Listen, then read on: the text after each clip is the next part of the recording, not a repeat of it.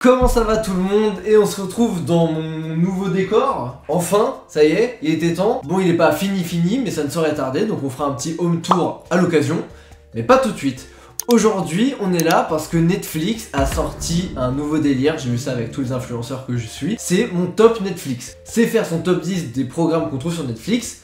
Ça tombe bien, je consomme Netflix, donc il est temps que je fasse le mien. Et je me suis dit pourquoi pas en faire une vidéo, après tout j'ai déjà fait des top 5 sur des réalisateurs, donc pourquoi pas sur Netflix. Alors, petit disclaimer, je suis pas un gros fan des productions Netflix, mais ils ont fait des grosses pépites quand même, donc il est temps que j'en parle. Donc, on va sur mon top Netflix, et c'est parti.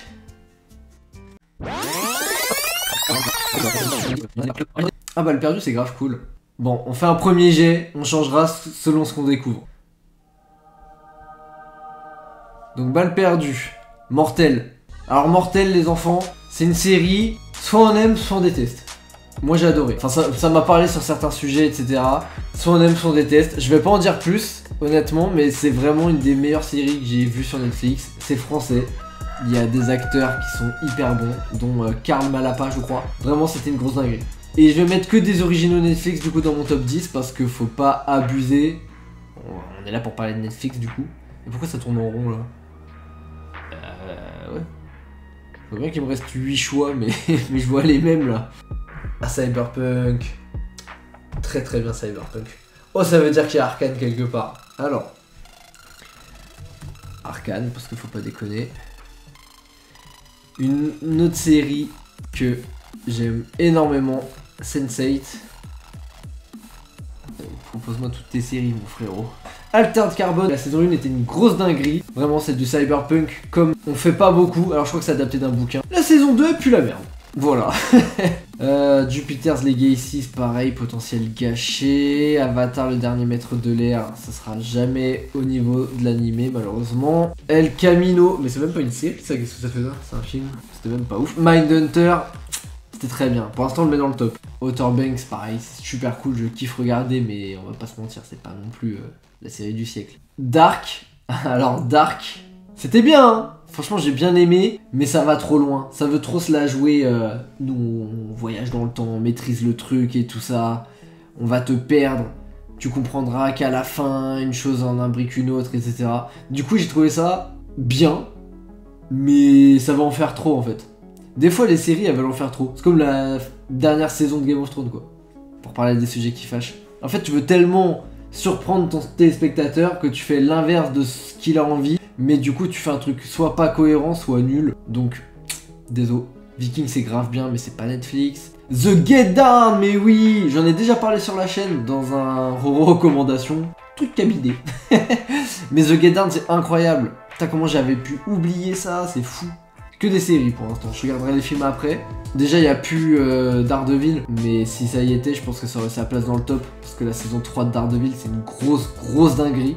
Murder aussi c'est dans ma liste, apparemment c'est ouf, c'est la série préférée d'une de mes potes, et à chaque fois qu'elle m'en parle elle me la vend super bien. Brooklyn Nine-Nine, ah c'est tellement bien Brooklyn Nine-Nine. Avant, je pensais que How I Met Your Mother c'était la meilleure série humoristique de la planète, comme ceux qui sont fans de Friends.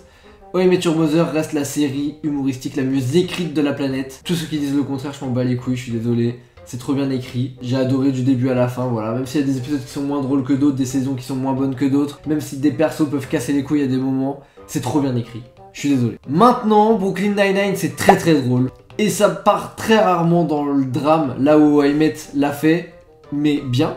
L'a bien fait. Brooklyn Nine-Nine, c'est quasiment que des vannes, et c'est trop drôle. Ça c'est le vrai Avatar. Ça c'est incroyable, regardez ça. Ça s'il y a autant de films, on va passer l'après-midi là-dessus hein. Ah bah Stranger Things, allez, ça part. Ah bah on arrive au bout, la vache. Ils l'ont vraiment fait durer. Bon, on passe au film. Alors, on va y passer la journée, vous êtes prêts? Ça, Don't Look Up là, surcoté à mort. Je comprends pas comment ça a pu autant péter alors que c'est explosé. Adam à travers le temps, c'est un film que tout le monde a critiqué, alors qu'il est grave cool. Et autant, voilà, c'est sûr c'est pas un grand film d'action, un grand film tout court même, mais c'est le genre de film où tu le regardes et t'es content. Moi ça m'a fait ça, un peu comme Ready Player One, alors rien à voir, hein, Ready Player One c'est un chef-d'œuvre, quoi que vous en pensiez. Mais Adam à travers le temps, je sais pas pourquoi, moi j'ai adoré, genre vraiment j'ai passé un excellent moment devant. Il a des défauts, comme beaucoup de films, mais j'ai adoré. Donc, pour l'instant ça rejoint la liste, parce que j'ai vraiment kiffé. Aka aussi c'était bien cool. Bah, Tyler Rake 2, Project Power aussi c'était cool. Ah la vache. Ah mais et qu'est-ce qui se passe si j'en choisis un dernier? Est-ce que je peux changer encore après? En vrai j'ai plus de bons souvenirs de Tyler Rake 2 que de Project Power, mais il est sorti plus récemment, alors est-ce que ça joue? Allez on le met. Ah putain, ils m'ont mis la liste. Ah, on peut refaire ça. Ah oui mais si je dois refaire à zéro, vas-y ça me saoulait. Ah putain les tarbas. Bon attends vas-y on va commencer par le dernier, on rajoutera les autres après. Je me rappelle même plus. Klaus, très sympa aussi comme film de Noël. L'animation elle est superbe. Athéna. Wow, Athéna, la scène d'intro était incroyable. Après, le reste du film, c'était pas aussi ouf, malheureusement. The Irishman, j'ai même pas réussi à le finir tellement c'était long. J'aime beaucoup Scorsese, mais c'était trop long. À l'Ouest, rien de nouveau. Il a eu un putain d'Oscar, il me semble, donc il faut que je voie ce film. The Guilty. Alors, j'ai adoré ce film. Pas tout le monde, j'ai bien compris, mais je sais pas pourquoi. Moi, j'ai adoré. Jake Gyllenhaal est trop fort. Après, c'est un remake d'un film suédois, je crois. À mon avis, c'est lui qui rejoindra la liste. Allez, Mitchell contre les machines, c'était cool aussi, ça. Ah, ça a l'air d'être un sacré film, ça. Ouais. Nope. Uncut Games, très bon film aussi. Assez bizarre. Enfin, faut aimer le genre.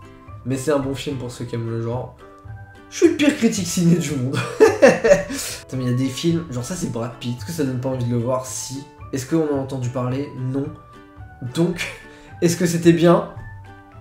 Pareil pour celui-là, Chris Evans, Emily Blunt, part du principe, soit on en entend parler parce que c'est mal, soit on n'entend pas parler, donc c'est mal, c'est triste. Mon Inconnu, qui est pas un film Netflix, mais qui est une très belle histoire d'amour, La balade de Buster Scruggs, je crois que c'est un film des frères Cohen, et c'était assez marrant, c'était sympa. Ça aussi, ça a l'air bien. Life, c'est tellement un sous-alien avec les acteurs d'aujourd'hui. 1917, incroyable ce film. Bon, c'est sur Netflix, mais c'est pas de Netflix, mais incroyable. Il aurait dû avoir l'Oscar du meilleur film. Il l'a pas eu. C'est une fraude. C'est... Je crois que cette année, c'est Parasite qu'il avait eu. Alors, Parasite, c'est un très bon film. Mais je pars du principe que si t'as le film du meilleur film étranger, tu peux pas avoir meilleur film en même temps. Donc, si Parasite gagnait le meilleur film, bah, le meilleur film étranger aurait dû être attribué à quelqu'un d'autre qui méritait tout autant. Donc, j'ouvre ma gueule alors que je suis personne. Oui. Mais... ça change pas le problème. Les 7 de Chicago, très bon film aussi, mais pas exceptionnel.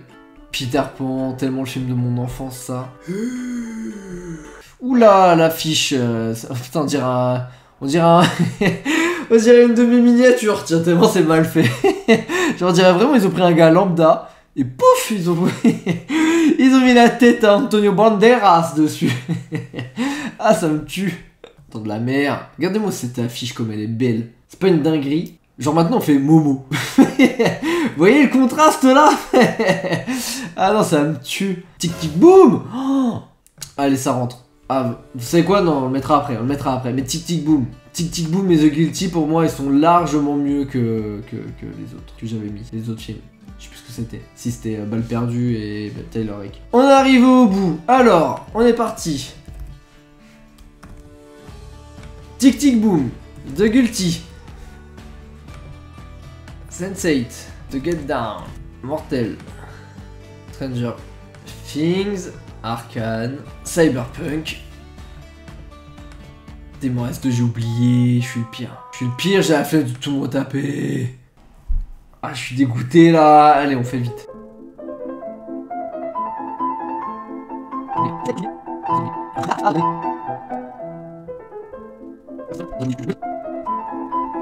Ah, Peaky Blinders. Ah, fuck. Je sais plus ce que j'avais mis tout à l'heure, mais Peaky Blinders, désolé, c'est trop bien. Saison 4, chef-d'œuvre. Tarzan et non, je... Mais Peaky Blinders, j'ai un doute, c'est vraiment original Netflix. Je crois pas. Je peux juste dégager celui-là. Vas-y.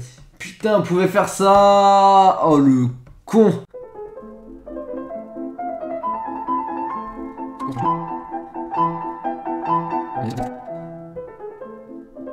Ah, c'était Mindhunter.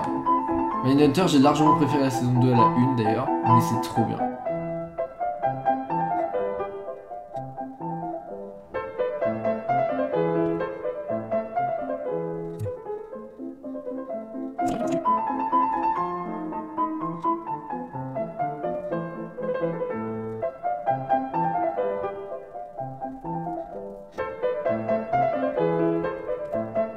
Ah mais c'était Adam à travers le temps, j'avais grave kiffé.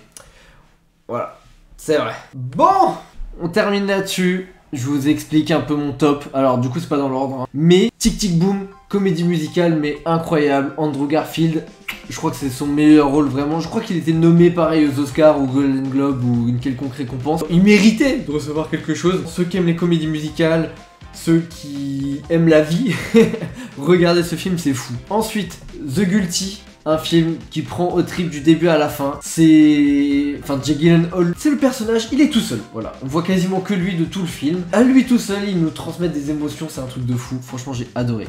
Sense8, il y a des défauts, mais c'est un ode à l'amour. Vraiment, c'est la série qui comprend qu'on est juste des êtres humains et qu'on mérite de s'aimer comme tel. Tous les persos sont des stéréotypes de persos et s'en détachent et genre c'est trop ouf. Alors c'est pas pour les mineurs, mais il y a des grosses scènes de sexe assez explicites, mais franchement c'est trop bien. J'ai trop bien. Je saurais pas quoi dire de plus.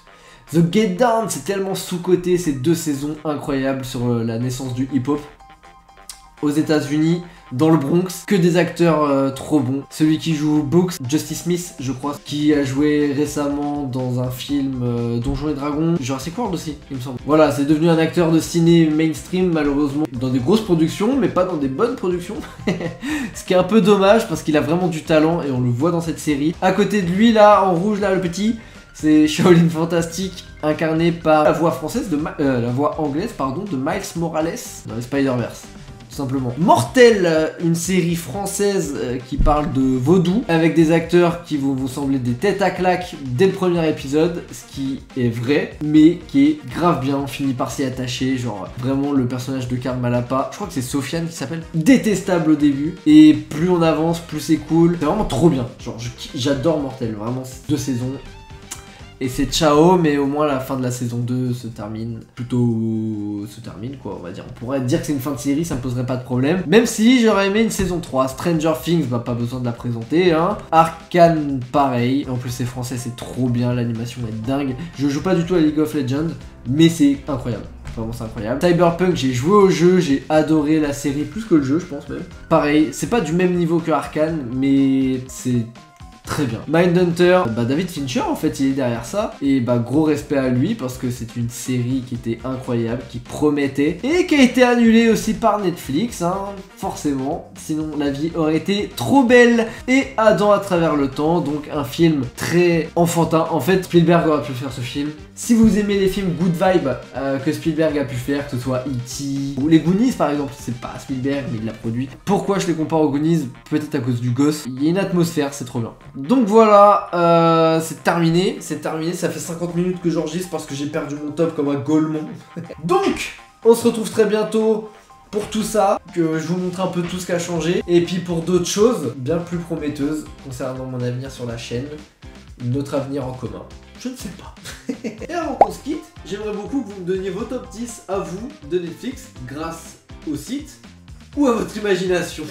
Je vous laisse me mettre ça dans un petit commentaire. On s'abonne, on partage, on like, la totale. Donc je vous fais des bisous, et puis à bientôt, voilà, bisous.